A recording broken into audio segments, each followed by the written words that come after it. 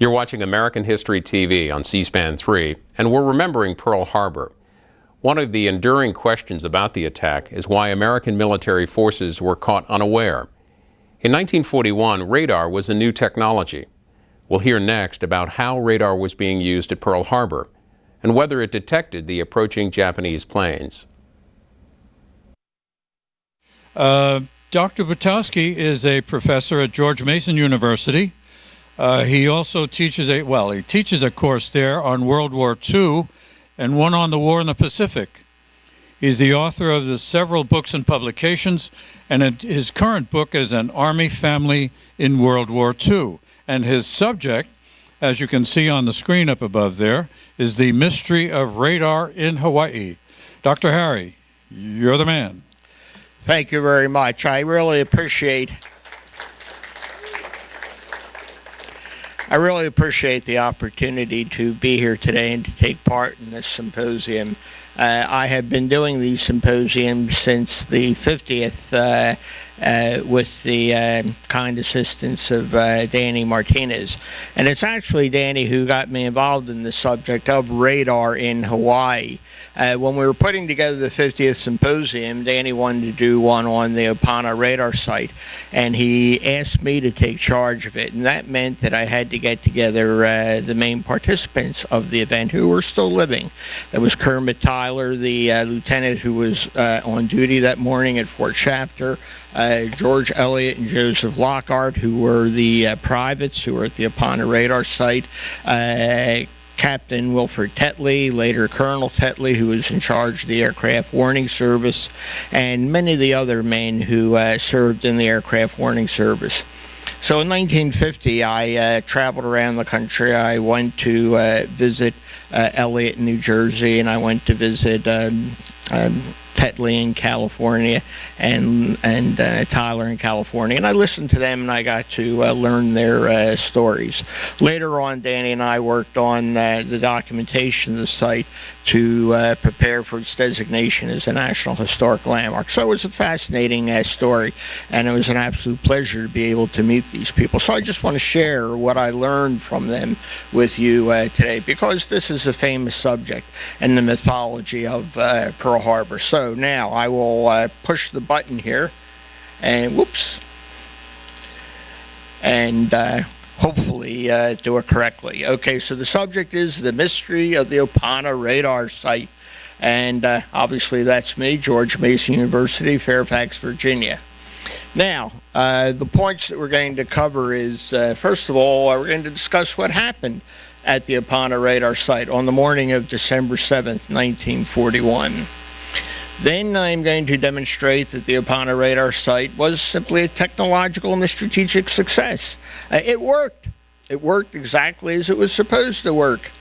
And then we're going to get into the controversial issue of responsibility. We're going to clarify the issue of responsibility. Okay, now radar had been under development for many years, and many nations, not just the United States, but Great Britain, Japan, Germany, they were all working on radar. So in the 1920s and 1930s, everyone was looking into this new technology.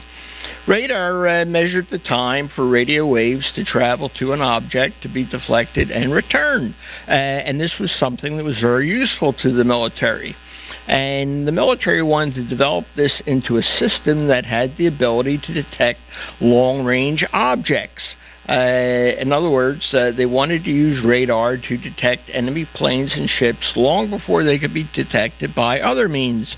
If you can detect oncoming planes 50, 75, or 100 miles out before you can even see them, then that enables you to get prepared and to get your forces ready. So this is the essence of radar, and why it was so important and so intriguing to the militaries around the world, because of its ability to reach out into the fog of war and to detect enemy ships and planes. Now, the real demonstration of radar and the real first use of radar came in the Battle of Britain in 1940 and 41. Before the war, Britain had installed a series of radar stations on the southern coast of England.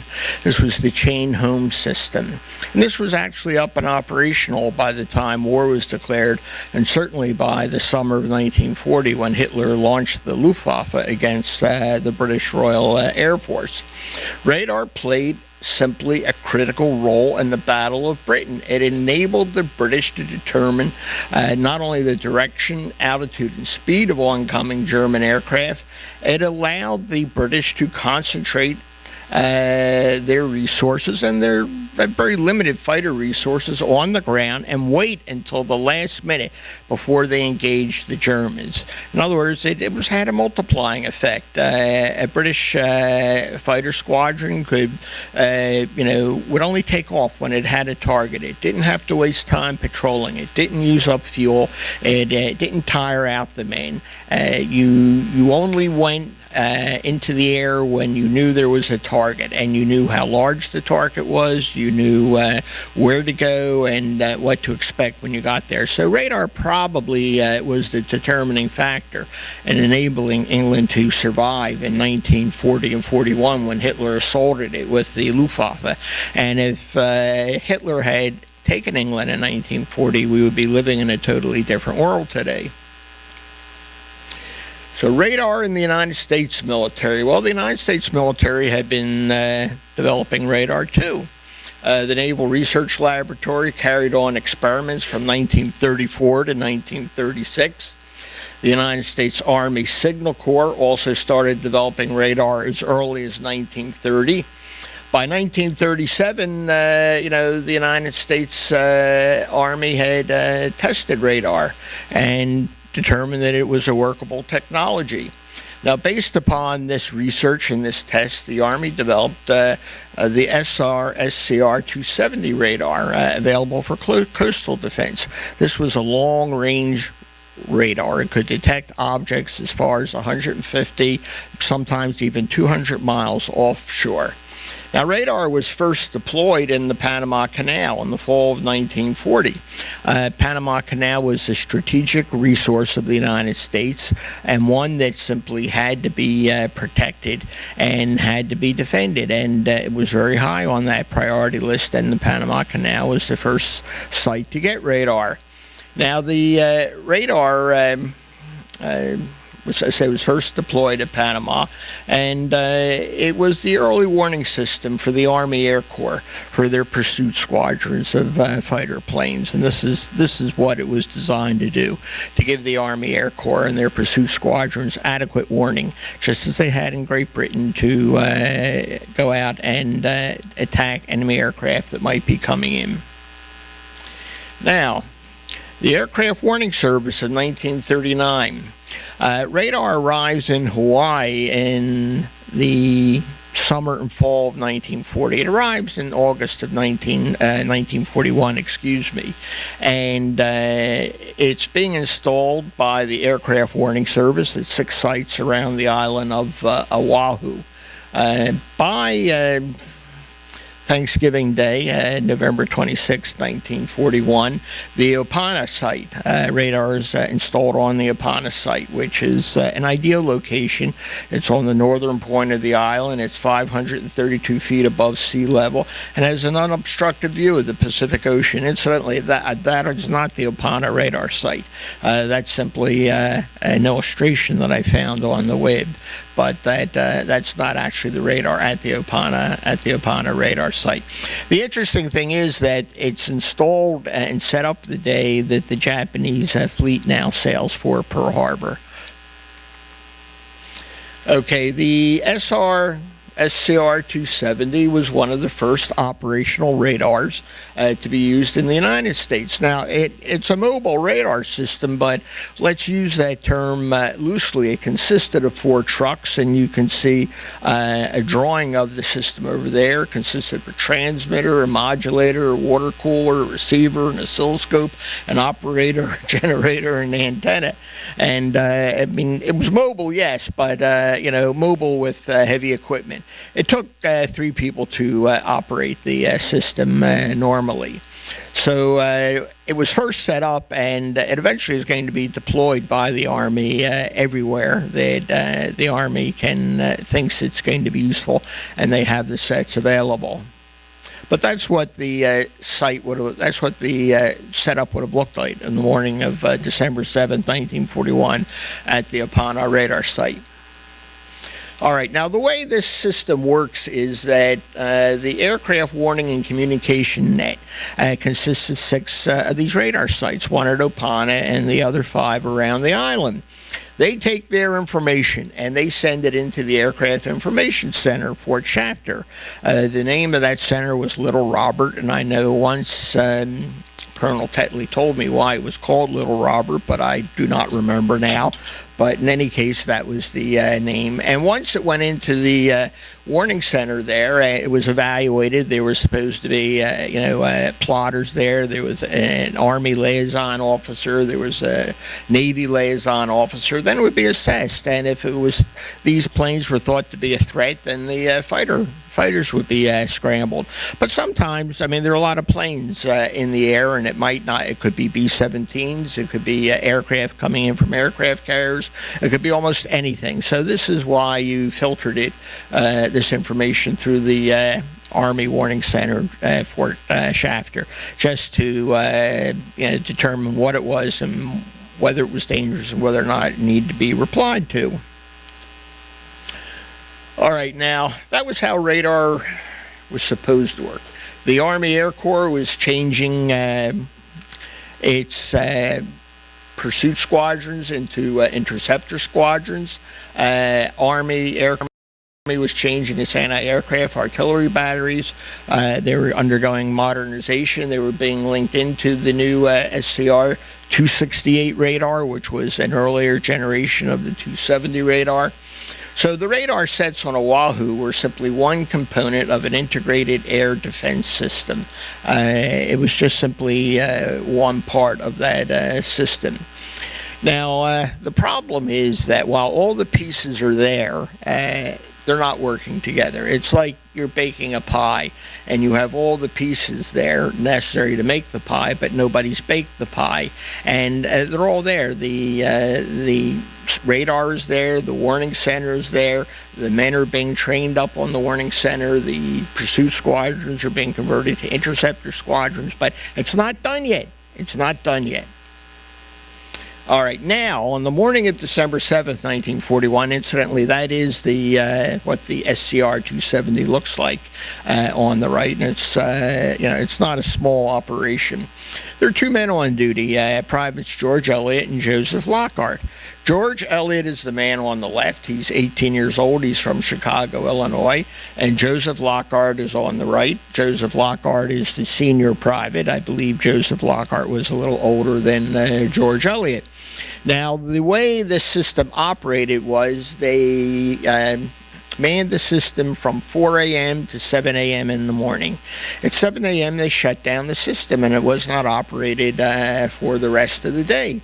And Elliott and Lockhart arrived the day before on December the 6th. They got up at 3:45 a.m. in the morning, and they fired up the system. And it was a quiet morning. There were a few aircraft that were detected, but nothing really out of the ordinary. Well, about 6:45, they received a message from Fort Shafter saying, okay, shut down the system. But George Elliott is new. He's just arrived in Hawaii, and George Elliott wants to know more about the system. Elliott was something of, he was interested in electronics. He was a kid from Chicago, and I think as far as Elliott was concerned, this was the biggest electronic toy he had ever had in his entire life. And the Army said shut it down, but he wasn't going to shut it down. He was going to play with it for a while. So he persuaded Joseph Lockhart to let them keep operating, and Joseph Lockhart said, I'll give you some additional guidance on this. So Elliott wanted to keep operating, and therein lies the story. Okay, at 7:02 a.m., Elliott detects the Japanese aircraft coming in from the first attack wave. Now, he doesn't know they're Japanese aircraft. He doesn't know anything about the state of relationship and the tenseness of it between the United States and Japan. He just knows there's large number of aircraft coming in. And, you see the map there, the track from where they're coming in. And he and Elliott and Lockhart have a discussion. Elliott says, let's call it in. And Lockhart says, oh, no, we don't have to call it in. It's after 7 o'clock, not our problem anymore. But eventually they decide to call it in. And Elliott is the one who calls it in. And nobody on duty at the Aircraft Warning Center. They've all picked up their bags and left. And they get the operator on the phone, Private McDonald on the phone, the telephone operator. And they give him the message, and they ask him to find somebody on duty. All right, and they said, they told him there's a large number of planes coming in from the north, 3 points east. They gave him all the information. All right, now, on duty that morning is this gentleman, Lieutenant Kermit Tyler. Kermit Tyler is 78 years old, not 78, excuse me, 27 years old. He was a fighter pilot, and this was only his second time at the Radar Information Center. He had been there on the 5th of December. Now it's December the 7th, and he was assigned by Major Berquist. Major Berquist wanted all of his pilots to learn about this technology because it was so new, and Kermit Tyler never heard a word about radar before he arrived in Hawaii. So he was there simply as an observer. He is not in the chain of command. So our friend Private McDonald goes and gets Kermit Tyler, and he explains the situation to Kermit Tyler, that these two privates have detected this big pulse of planes coming in. Now, Tyler, again, is new. He knows the plotters have left. Everybody's gone. And he also knows that there are B-17s coming in that morning because a friend of his is a B-17 pilot. And his friend told him that whenever the radio station in Hawaii remains on the air at night, that means there are a flight of B-17s or planes coming in from the West Coast, because they use that to as a radio beacon to hone in on. And when Tyler came in the morning, he turned on the radio and it was playing music. So in Tyler's mind, click, big radar blop, a big radar image, B-17s, and they're coming in from approximately the same angle toward the island. So Tyler passes back the famous comment, "Don't worry about it." All right, now here you see the actual plot that Elliott and Lockhart, used to track those planes coming in.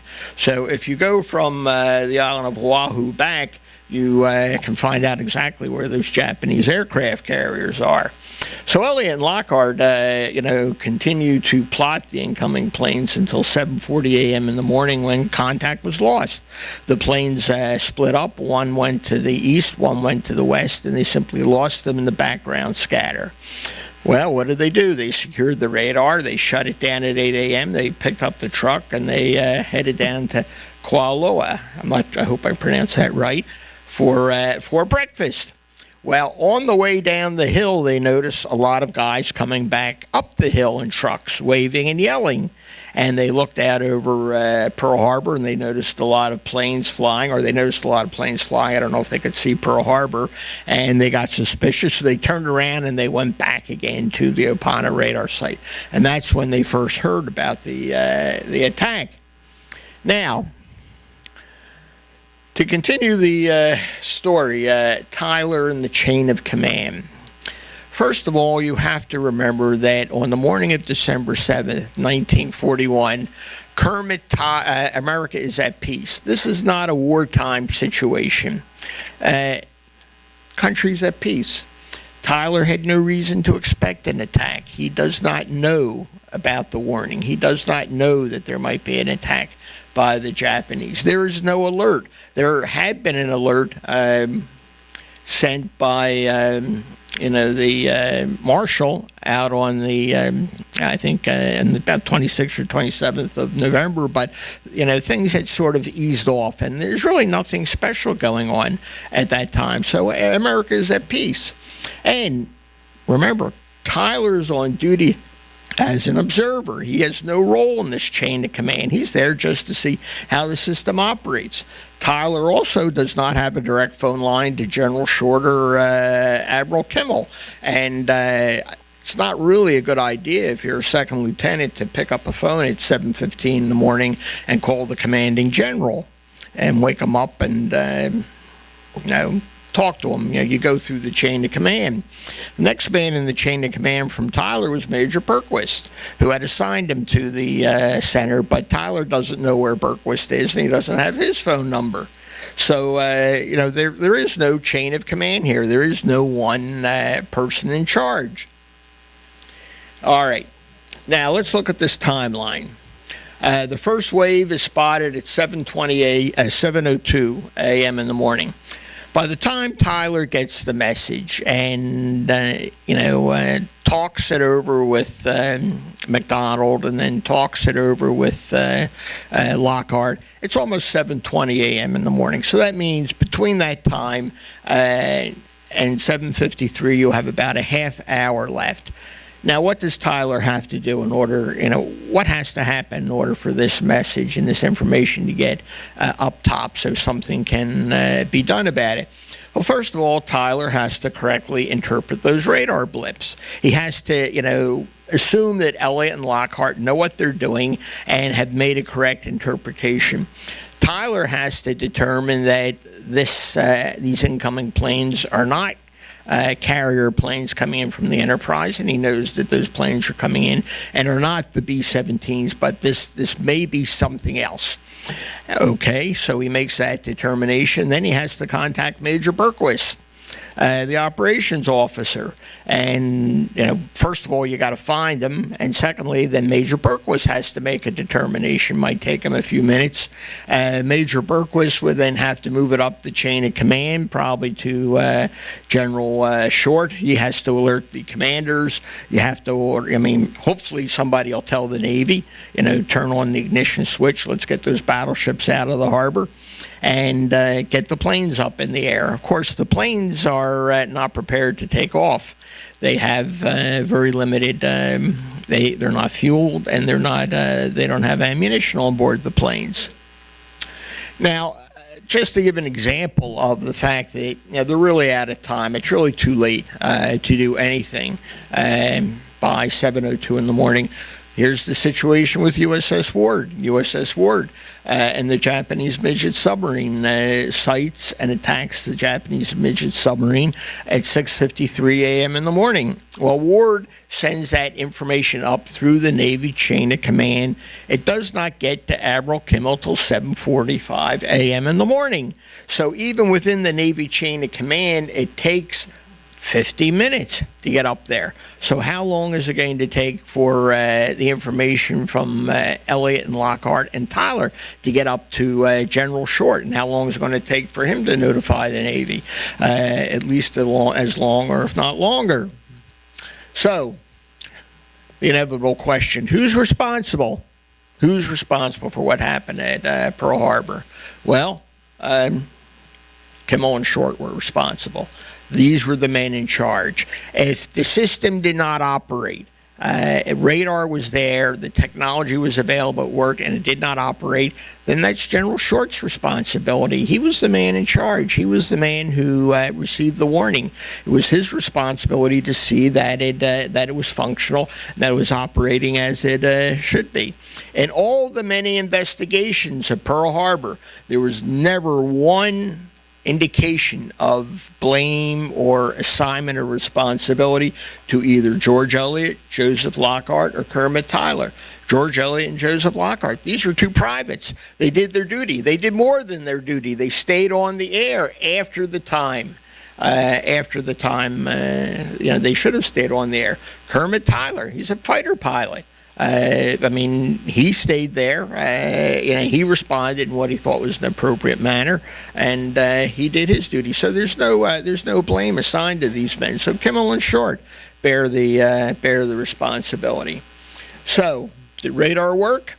Of course, radar worked. It worked exactly as it was intended to work. The failure of radar was not a failure of technology as much as it was a failure of organization. This is what Colonel Tetley would tell me time and time again, and when I would meet him and talk to him and do our oral history interviews, that technology worked. It was organization. The system, the pieces were there, but they were not integrated. So the system was not functional. That was the problem. So the use of radar was not fully incorporated into the integrated air defense system that was designed for the island of Oahu. There was no way to accurately assess the information, to communicate this knowledge to those in command. When that information comes into Fort Shafter, there's nobody there who can deal with it. The Army liaison, the Navy liaison, the plotters, they're all gone. The Army aircraft, thus the fighter squadrons, the interceptor squadrons, remained on the ground. And the Army High Command does not learn about the Opana radar sightings until after the attack, long after the attack.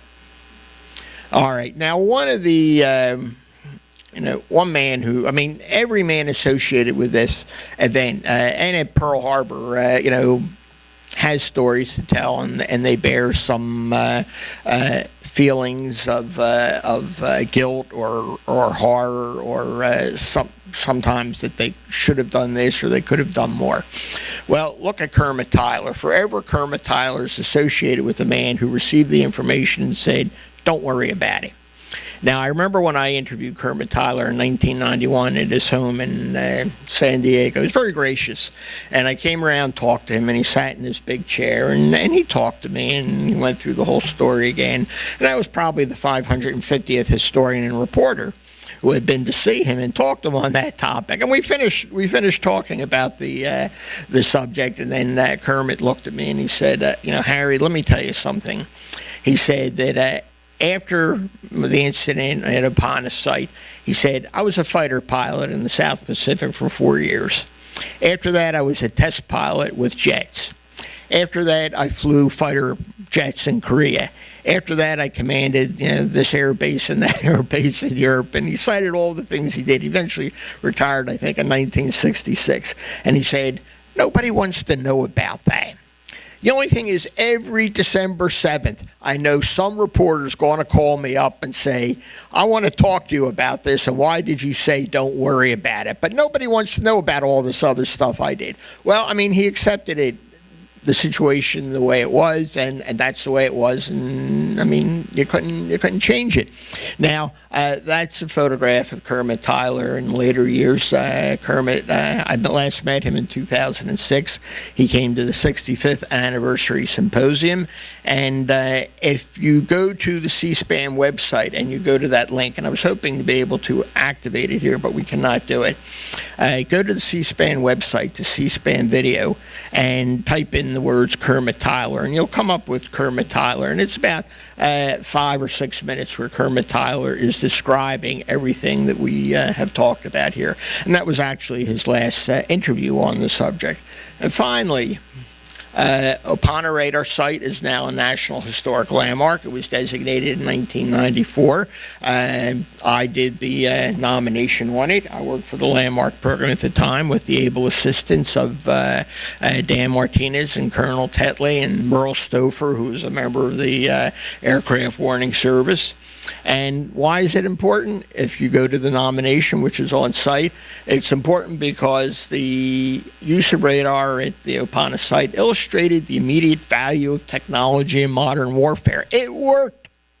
It worked. Now let me just illustrate this for a moment. Right after the Japanese attack, what's the burning question that everybody wants to know? Where is the Japanese fleet? Nobody knows. Well, it turns out there were 2 men on the island who knew where the Japanese fleet was. It were Elliott and Lockhart. They're 2 privates. Now, after Elliott and Lockhart got back to Opana Point, what does the Army have them do? The Army has them dig latrine trenches for 3 days. Does anybody ask them anything? No. It's only 3 days later when Major Berquist shows up and he pulls out the plot that he realized the significance of what Elliott and Lockhart had done. And After that realization comes about, then I mean the Army in a nanosecond, it adopts this technology, and pretty soon you have radar not only around the island of Oahu, you have it on ships when they can shrink it down. You have it on planes. They put it on everything. So technology is going to be an important factor in winning the war, and radar was one of those technologies. So radar is quickly developed and incorporated into U.S. military operations, and radar demonstrated that advanced weaponry would give the United States the edge to secure this war. World War II is sometimes called the Wizard War because of the development of new technology, not just the atomic bomb, not just the jet plane, not just radar, not just atomic bomb, jet plane, radar, other technologies, but United States invests heavily in technology, and we're going to use this in the war, and we're going to use it after the war too, and we're going to base our modern post-war World War II military, in a sense, on the use of technology. So radar worked. They all did their jobs, but they didn't get the information to where it needed to be. I mean, information is good. You got to get the information, but unless it's correctly assessed and you get it to where it needs to be, it's useless. All right. Well, with that, I believe I am finished. And do we have any time for questions? We have time for questions. Okay. Yes. Question. In 1940 and 41, did the British let the Americans know how their radar protection system was operating and working? After all, Churchill was trying to get Roosevelt to get into the fight. Was this a secret between potential allies? Well, this is actually an excellent question. I'm glad you asked this because I should have mentioned it. Oh, the British shared everything with the United States. In fact, Air Marshal Dowding, who was the head of the British Royal Air Force and chief proponent of radar, actually inspected the plans for radar defenses in New York and Boston. He encouraged the Americans to use radar. They shared all the information. Not only that, but in the summer of 1941, the British had we had long wave radar, which meant that you really couldn't discriminate an object. The British had developed something called the cavity magnetron tube, which enabled microwave radar. And I mean, this was about as secret as the Manhattan Project. But they couldn't manufacture it in sufficient quantity, so they sent it across the Atlantic, and it was sent to GE, and we manufactured it. So no, they shared it with us. Everything they had, they gave it to us, and they encouraged us to use it. There's complete sharing of this technology and of other technology too. But the British were the ones who were really pushing us on this. Yes. Was there any indication that Japanese were aware that we might have radar or took that into account? As far as I know, the Japanese did not take that into account in their planning and did not know that we had. They didn't know we had radar in Oahu. The Japanese have been working on radar, and they had some good people working on it, but it's really not until 1943, 44, until they really begin to use radar. At the at Guadalcanal, Savo Island, American ships are equipped with radars, many of them, but the Japanese had an even better system, and that was young men with good eyes and night goggles who would climb high into the masts, and sometimes they could pick out American ships further than the radar could pick it out. But no, I don't think the Japanese knew that we had radar at all. If they had known, that would have changed their plans. Yes. Say another question. Okay. What? Okay. Who? Oh, there. Yes, sir.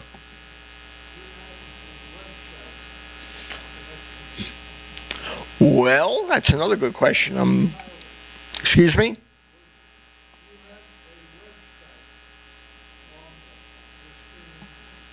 Yes. That is a C-SPAN website. What you do is go to cspan.org. And you'll see a button there that says C-SPAN Video Library. And you open that up and you do a search on Kermit Tyler or Opana, and you'll come up with that URL. Now, one thing I'm going to do is that I have a World War II in the Pacific website that I maintain for my my daytime job, and I'm going to put this up on my website for my daytime job.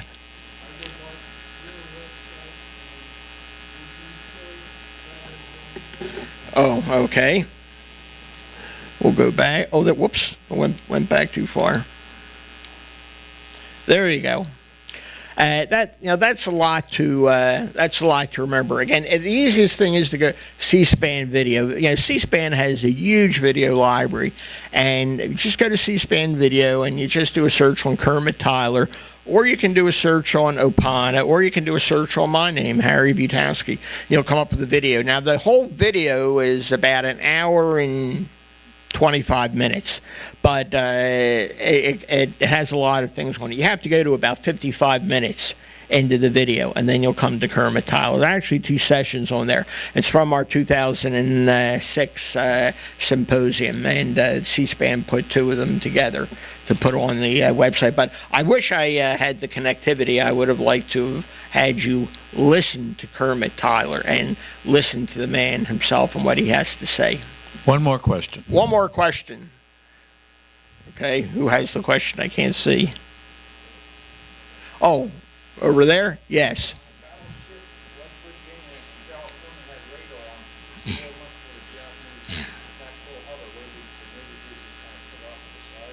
No, they were putting radar on their ships. It was a new technology. It was being adopted by both the Navy and the Army.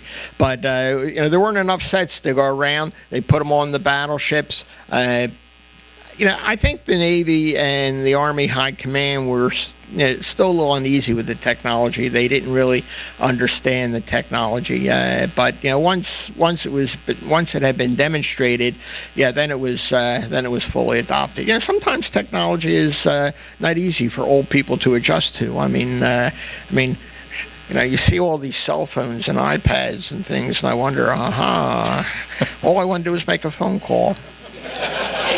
Dr. Harry Butowski, thank you so much. All right. Well, thank you. Let me just add one other source. If you're lost with all of that, you might try Googling Kermit Tyler. That might be another way to get at it, too. Okay, let's take 5 minutes.